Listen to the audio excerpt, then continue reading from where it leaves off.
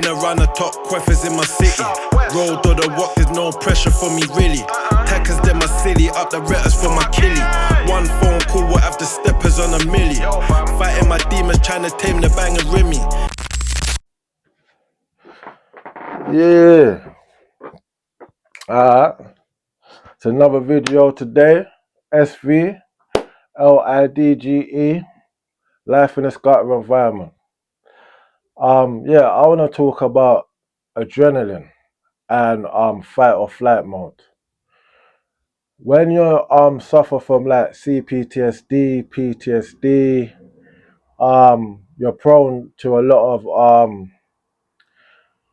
of flashbacks, a lot of triggers, a lot of times where you're gonna feel your adrenaline rush. For me, it's as soon as I leave the house, to be fair with you. Soon as I close that front door, I can feel it rising. It's just like, do you know what I mean? And then I'm like that until I get back indoors, to be fair. And having that adrenaline rush, it keeps you in a state of fight or flight. So, yeah, man, while you're under that kind of state of mind, you're very impulsive, you're hyper vigilant, very alert. You're prone to trigger. Do you know what I'm saying? You're more likely to be aggressive. You come across a lot more aggressive. Do you know what I'm saying? And a lot more likely to yeah, do something, or you know what I'm saying.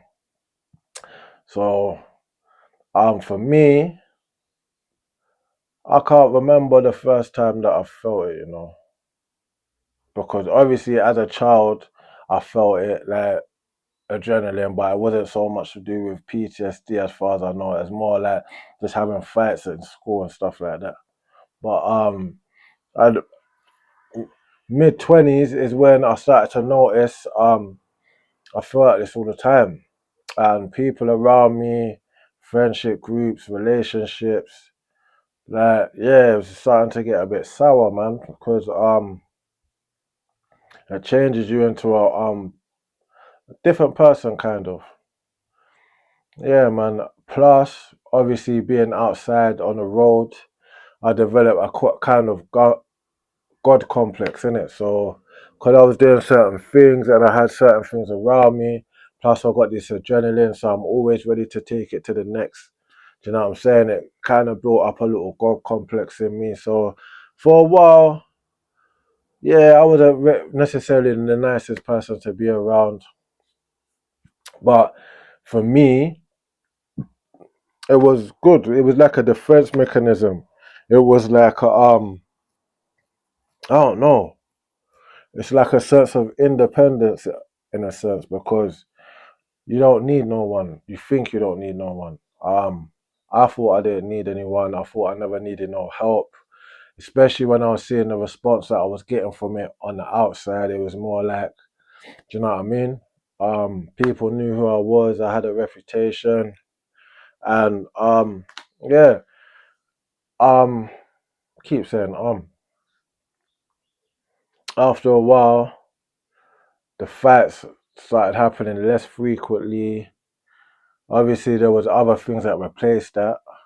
Um, but yeah, it was like changed how people would deal with me, whether it's through fear or respect or love. It just changed a lot, to be fair with you. But one thing I did realize is when people was coming with a grievance, it would no longer be and fisticuffs, you know what I'm saying? But yeah,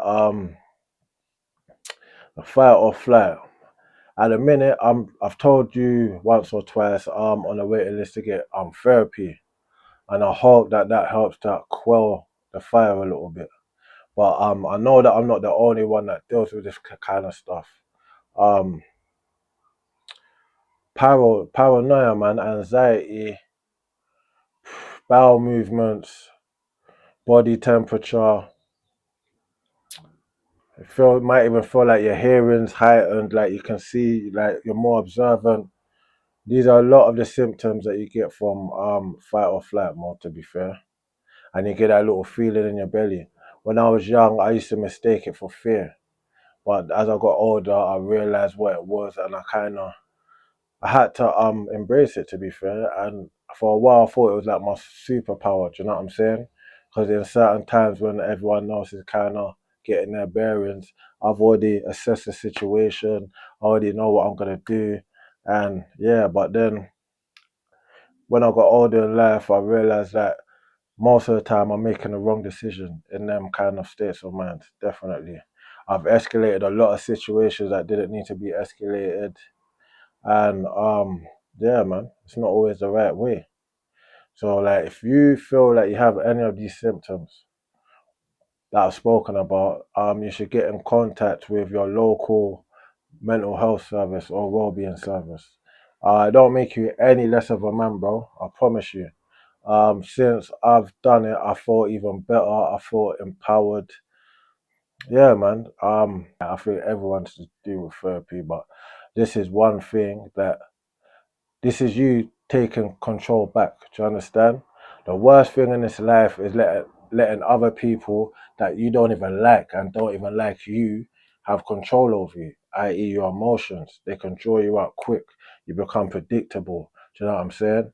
And like, if you're doing certain things outside, that's one of the worst traits to have, predictability. Do you know what I mean?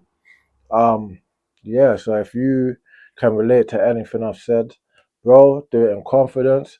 Type it into ChatGPT, type in your symptoms and see what it says. Do you know what I'm saying? But I advise you to look at therapy, man. Yeah. And once again, it don't make you any less of a man. If anything, it makes you more of a man because you're holding yourself accountable. You've assessed yourself. You realize that certain things you could improve upon, and you've got certain traumas that you might want to address. Do you know what I'm saying? And when you get through that, you come out a stronger person, 100%. And most of the people that's out on the road, you don't necessarily have to have shot somebody or knife somebody. Do you know what I'm saying? But you can still have these issues, these traumas, these symptoms. You know what I'm saying? You don't have to be the baddest man. You could have witnessed something. You could have took a loss. You could have had a family member that's lost. You know what I'm saying? There's loads of things that can trigger these certain symptoms.